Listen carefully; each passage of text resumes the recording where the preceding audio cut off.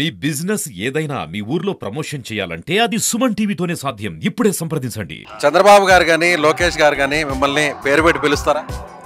లేదు ఎన్టీఆర్ అని పిలుస్తారు. ఎన్టీఆర్ అనే పిలుస్తారు. ఎన్టీఆర్ అని పిలుస్తారు.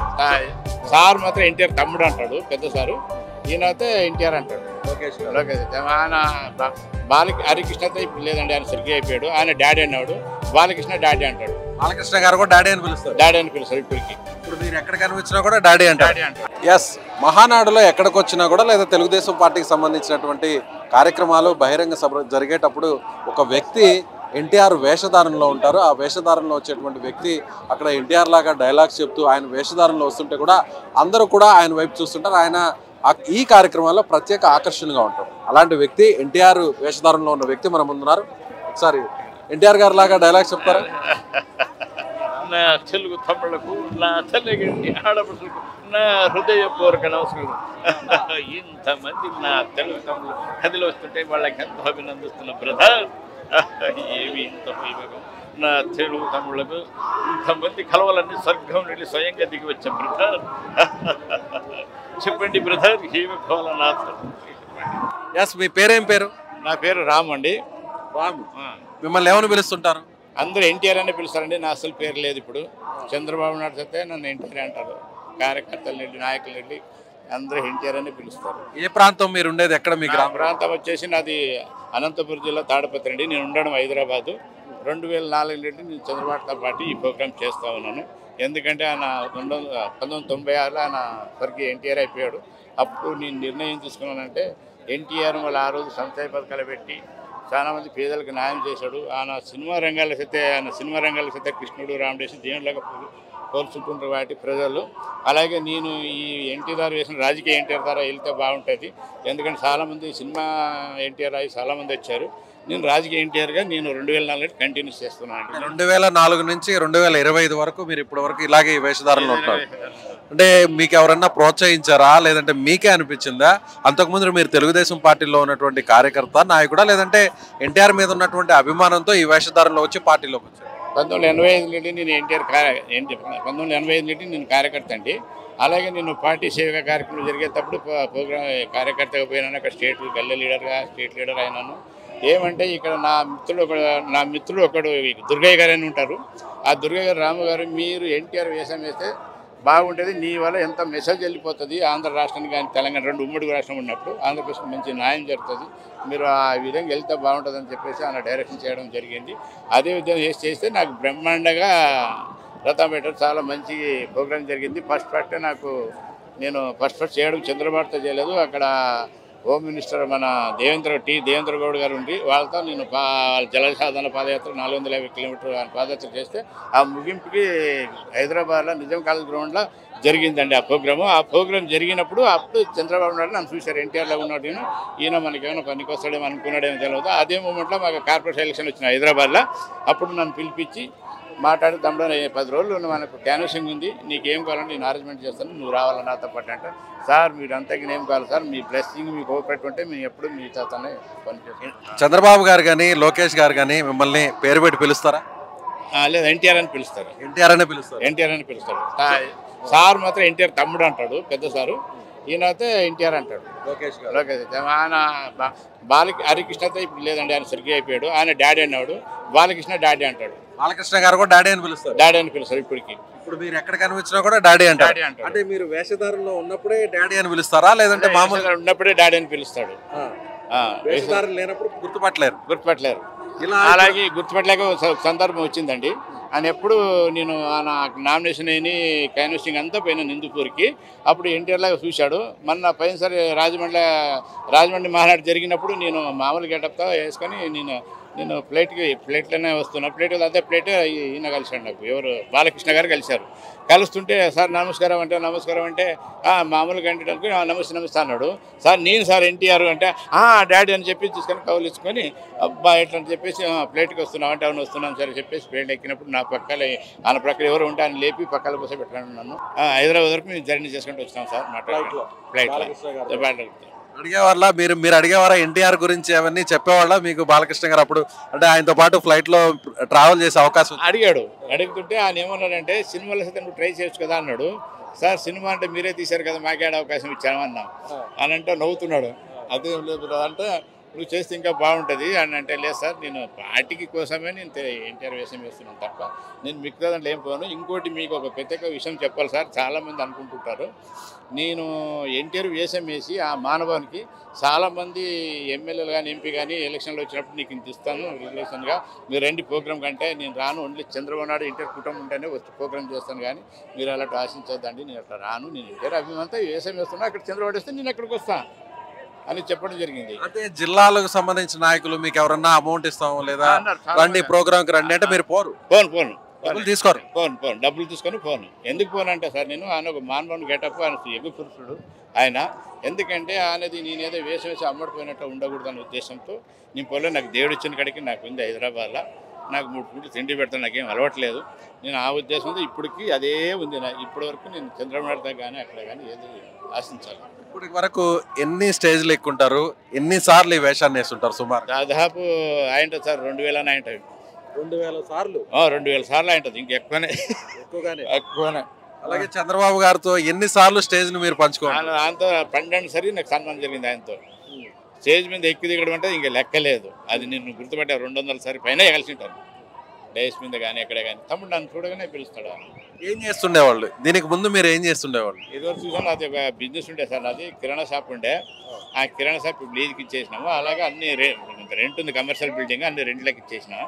అలాగే నేను ఈ పార్టీకి ఎక్కడ కార్యక్రమం ఉంటే అక్కడికి వెళ్ళిపోతాను. నాకు షెడ్యూల్ పంపుతారు, ఆ షెడ్యూల్ చూసుకొని నేను ప్రోగ్రామ్కి వెళ్ళిపోతాను. పిల్లలు ఏం చేస్తుంటారు? పిల్లలు ఒక అమ్మాయి సార్, నాకు అమ్మాయి సాఫ్ట్వేర్, అల్లుడేమో కోటక్ మహీంద్రా బ్యాంకులో మేనేజర్. సో పాప సాఫ్ట్వేర్ ఇంజనీర్, అల్లుడు కూడా ఒక మంచి జాబ్. ఎందుకు నాన్న, ఎందుకు మామగారు ఇలాంటి వేషధారణ వేస్తారు, కొంచెం అందరూ కూడా తమాషా చేస్తారేమో అని ఎప్పుడన్నా అనుంటారా? ఏం లేదు, వాళ్ళు బాగా సంతోషిస్తారు. మా భార్యతో మా వైపు నేను వెళ్తుంటే ఆయన అన్ని నా డ్రెస్ గెస్ ప్యాకింగ్ చేయడం, అన్ని చేయడం, పంపించడం అన్ని ఇప్పటికీ చేస్తుందండి. కానీ మాకు ఒకటి మిగిలిపోయింది ఏంటంటే, ఇంత వేషం విషయం చేసిన ఇప్పటికి నేను ఫ్యామిలీ కూడా తీయలేదు సార్ దగ్గర.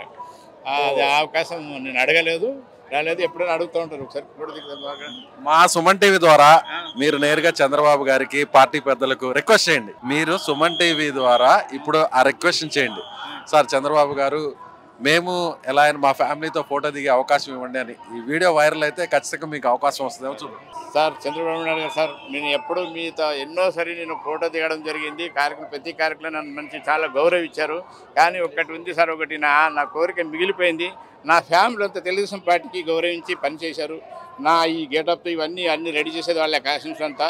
ఒక్కసారి ఫ్యామిలీ తీసుకొని వచ్చి నేను ఫోటో దిగాలనుకుంటున్నాను సార్ మీ దగ్గర. ఒకసారి గతంలో నేను ఫ్యామిలీతో హైదరాబాద్ విజయవాడకు రావడం జరిగింది. కానీ గేట్ దగ్గర మాకు అనుమతి ఇవ్వలేదు సార్, నాకు లోపల వచ్చేదానికి వాపస్ వెళ్ళిపోయినాను. ఆ అవకాశం మీరు సుమన్ టీవీ నీళ్ళు మాకు ఇస్తే నేను చాలా గౌరవిస్తాను సార్. మీ నీళ్ళు ఏం ఆశించలేదు నేను.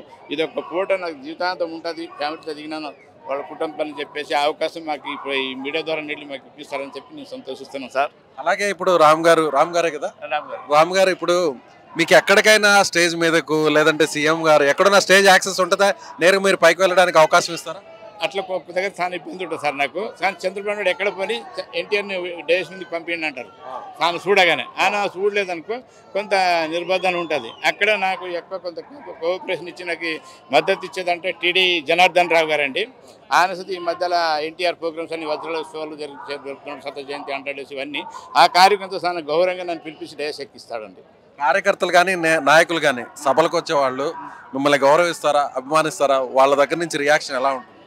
అది నేను అడగదు సార్, అది ఏ జన్మ పుణ్యమనా ఎన్టీఆర్ యుగ పురుషుడు అన్నది నాకు ఇచ్చిండంటే చాలా సంతోషిస్తాను సార్. నేను ఆ మానవుని క్రేజ్ నాకు ఇచ్చారు కదా, ఎన్టీఆర్ లాగానే వచ్చి నా దగ్గర వచ్చి ఫోటోలు దిగడం చేయడం చాలా గౌరవిస్తారు సార్. ఫ్యామిలీ మహిళలు అందరూ వచ్చి ఫోటోలు దిగుతూనే ఉంటారు. నన్ను ఆ గెటప్ చూడగానే వచ్చేస్తూనే ఉంటారు ఫోటో అని.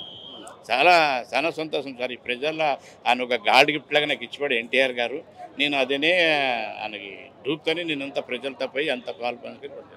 ఇప్పుడు ఈ గెటప్ వేసుకోవడానికి, ఈ మేకప్ వేసుకోవడానికి ఎంత టైం పడుతుంది? ఒకసారి మేకప్ వేసుకుంటే ఎంత ఖర్చు అవుతుంది? మీరే వేసుకుంటారా, ఎవరైనా సపరేట్గా మేకప్ మ్యాన్ ఉన్నారు? సార్ గతంలో మేకప్ మ్యాన్ ఉండే, తర్వాత ఆయన ఎక్కడెక్కడ పిలవాలంటే రాలేకపోయేది, అక్కడ లోకల్గా ఉంటే పిలిస్తే వచ్చేవాళ్ళు.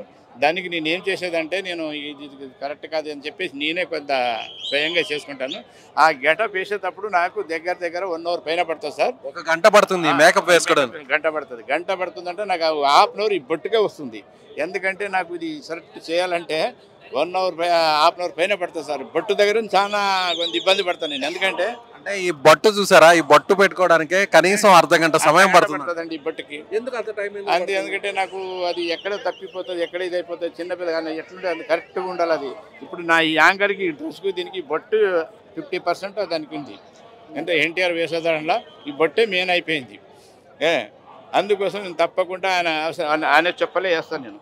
ఆయన గెటప్, ఆయన డ్రెస్, ఆయన అంత ఇవే. ఎన్టీఆర్ గారు ఈ చెప్పులే వేసేవాళ్ళ? ఈ చెప్పులు వేసాడు. అలాగే ఈ కంకణం గానీ, ఈ గండ పండేరం గానీ, ఉంగరాలు ఇవన్నీ కూడా అలాగే ఉండేది.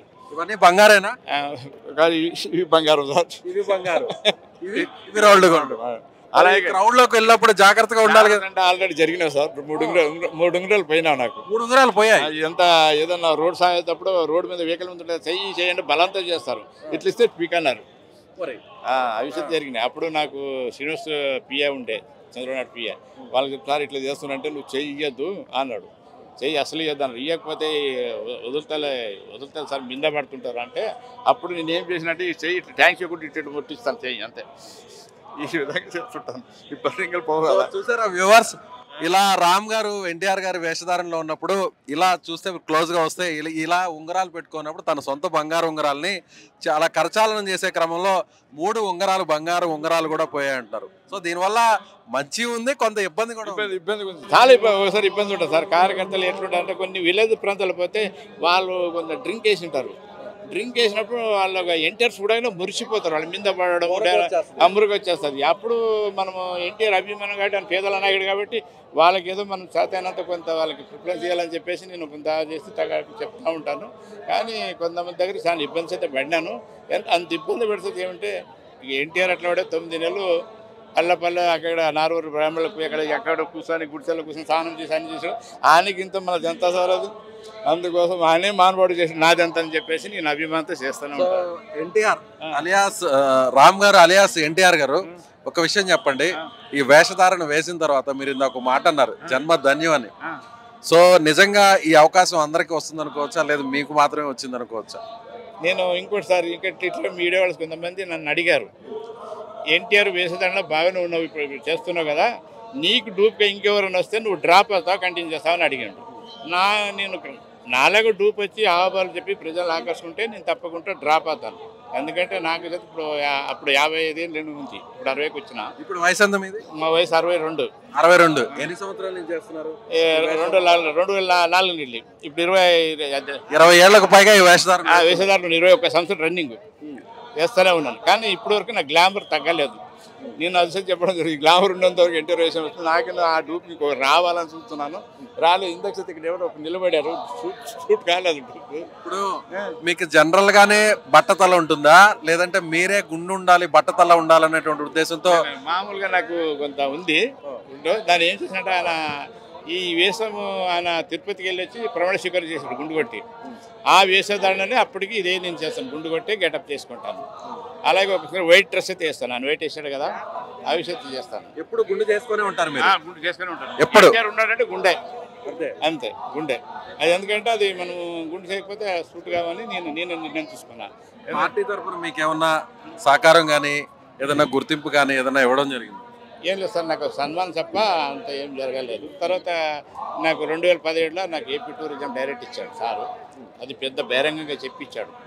ఆయన ఏదో వేరేయాలనుకున్నాడేమో అని. అప్పుడు జయరాం రెడ్డి చైర్మన్ టూరిజంలో, నీకు కావాలంటే నీకు టూరిజంలో ఉంటావా, డైరెక్ట్ ఉంటా అంటే ఉంటాను సార్ అంటే అదే గొప్పగా చెప్పి ప్రకటించాడు. నా గురించి ఒక 20 నిమిషాలు మాట్లాడాడు చంద్రబాబు గారు 20 నిమిషాలు మాట్లాడాడు, చాలా గొప్పగా మాట్లాడాడు. సో ఇప్పుడు స్టేజ్ ఎక్కడానికి ఏమైనా అవకాశం ఉంటే ఎక్కుతాను సార్. ఇవాళ ఎన్టీఆర్ బర్త్డే కదా, ఇవాళ ఎక్కాలనే ఉంది. సార్తో పోయి కలుస్తాను అవకాశం దొరికితే. నన్ను చూస్తే కంపల్సరీ పైన పిలుస్తాడు. కాకపోతే ఇప్పుడు ఏమందంటే చాలా ఈ కొత్త సెక్రటరీలంతా కొంతమంది నన్ను గుర్తుపట్టినారు, లోపల పంపాలని కొంత ఇబ్బంది పెడుతున్నారు. దాంట్లో ఎవరైనా ఒక నాయకులు టీడీ జనార్దన్ కానీ లోకేష్ బాబు కానీ చంద్రబాబు చూస్తే ఎన్టీఆర్ని పంపండి అంటారు. అది ఉంది నాకు. నేనేదో చీప్గా చేయలేదు, చాలా ఆ గౌరవం కాకుండా ఎన్టీఆర్ నేను ఎక్కడ చీప్గా పోలేదు, ప్రోగ్రాం చేయలేదు. ఫస్ట్ వాళ్ళ కుటుంబ గౌరవంని పార్టీ గౌరవం రెండు కాపాడుతున్నా. సో రామ్ అలియాస్ ఎన్టీఆర్ గారు చెప్తున్నట్టుగా తెలుగుదేశం పార్టీలో ఏ కార్యకర్తకు ఏ నాయకుడికు రానటువంటి గుర్తింపు తనకు వచ్చింది. ఎన్టీఆర్ కుటుంబ సభ్యులు నన్ను ఆప్యాయంగా మాట్లాడతారు, చంద్రబాబు గారు, లోకేష్ గారు, బాలకృష్ణ గారు, ఇలా ప్రతి ఒక్కరు కూడా ఎన్టీఆర్ అంటూ నన్ను అభిమానంగా తీసుకొచ్చి వారి పక్కన కూర్చోబెట్టుకుని మాట్లాడతారంటూ సో ఎన్టీఆర్ వేషధారణలో ఉన్నటువంటి జూనియర్ ఎన్టీఆర్ రామ్ చెప్తున్నారు. మరొక రిక్వెస్ట్ కూడా సుమన్ టీవీ తరఫున ఆయన చేస్తున్నారు. ఇప్పటి వరకు చంద్రబాబు గారితో కుటుంబ సమేతంగా ఫోటో తీసుకునేటువంటి అవకాశం రాలేదు. అనేకసార్లు ప్రయత్నించాను, కానీ సెక్యూరిటీ రీజన్స్ వల్ల అలో చేయలేదు. చంద్రబాబు గారిని అలాగే లోకేష్ గారిని ఆయన ఒక విన్నపం చేశారు. తమ కుటుంబం అందరూ కూడా వచ్చి కుటుంబ సభ్యులందరితో ఒక ఫ్యామిలీ ఫోటోగ్రాఫ్ మీతో తీసుకోవాలని సుమన్ టీవీ ద్వారా ఆయన రిక్వెస్ట్ చేస్తున్నారు. సో పార్టీకి సంబంధించిన పెద్దలు కూడా అవకాశాన్ని కల్పిస్తారని మనం కూడా కోరుకుందాం. కెమెరామ్యాన్ మహేష్తో విజయ్, సుమన్ టీవీ, కడప మహానాడు నుంచి. చెప్పండి. ఇంకోటి సార్, నేను ప్రత్యేకంగా మర్చిపోయిన మీ మీడియా ద్వారా వెళ్ళి నాకు ఒక విషయం ఏంటంటే సార్, ఎన్టీఆర్ మన యుగ పురుషుడు, ఎంతమంది సంక్షేమ పథకాలు తీసుకున్నాడు, ఎలాంటి వాళ్ళకి భారతరత్న ఇచ్చారు. ఇంతవరకు ఆయనకు భారతరత్న లేదు సార్. మీడియా ద్వారా చాలా టైం చెప్పినాను నేను. ఇప్పుడు తప్పకుండా భారతరత్న ఇస్తానని చెప్పేసి మీ మీడియా ద్వారా నేను చెప్తున్నాను సార్. నేను తప్పకుండా భారతరత్న ఇవ్వాలి ఎన్టీఆర్ కానీ, ఎందుకంటే యుగ పురుషుడు, ఆయనకి ఎన్నో చేశాడు. పద్మవిన 10 అంటే మన బాలకృష్ణకి అంతా ఇచ్చారు, కానీ భారతరత్న అనేది ఆయనకి ఇవ్వాలి. ఎందుకంటే ఆయన ఇంటర్నేషనల్ ఫిగర్. ఆయన ఎన్టీఆర్ అంటేనే ఇంటర్నేషనల్ ఫిగర్. ఆయన ఒక తెలుగువారు లేని గుర్తింపు లేని తెలుగువారిని ఆయన గుర్తింపు చేశారు. ఢిల్లీలో పోరాడి చేసి ఇందిరాగాంధీ ఉన్నప్పుడు అలాంటి వ్యక్తికి మళ్ళీ ఇంతవరకు భారతరత్న అనేది ఇవ్వలేదు. చాలామంది ప్రపంచ నాయకులే ఆయనను గౌరవిస్తారు. అదొకటి ఎందుకు వెనక పెడుతుంటే భారతరత్న అది తప్పకుండా చేయాలని చెప్పేసి మీ మీడియా ద్వారా వెళ్ళి సుమన్ టీవీ నుండి చెప్తున్నాను సార్. నేను ఇంకొక మాట, మీ ఎన్టీఆర్ గారి భాషలో ఆయన గొంతుతో సుమన్ టీవీ ప్రేక్షకులకు స్వాగతం సుస్వాగతం అని చెప్తారా? చెప్పండి. చెప్పండి. నా మీడియా సోదరులకు, సుమ వాళ్ళకి నేను నా కృతజ్ఞతలు చెబుతున్నాను. సుమా టీవీ నన్ను ఇంటర్వ్యూ చేసి నా జీవిత చరిత్ర అంతా ఇంటర్వ్యూ చేశారు. వాళ్ళు తప్పకుండా నాకు వాళ్ళు ఎంత అభినందించారు. బ్రదర్ మీరు తప్పకుండా, నేను మా తమ్ముడుగా బ్రదర్స్ తెలుగు తమ్ముళ్లకు, తెలుగింటి ఆడపడుచులకు అందరికీ నా నమస్కారం తెలుపుతున్నాను. బ్రదర్ నమస్కారం. నమస్కారం. నమస్కారం రామ్ గారు. నా పేరు విజయ్ అండి. విజయ్ గారు చాలా మంచిగా చెప్పుకున్నారు. తప్పకుండా అదొకటి అవకాశం దొరికితే నాకు థ్యాంక్స్. ఎందుకంటే ఫ్యామిలీ కూడా థ్యాంక్ యూ. ఖచ్చితంగా ఈ వీడియో వచ్చిన వెంటనే మీకు ఫోన్ కాల్ వస్తుంది, సార్తో ఫోటో వస్తుంది.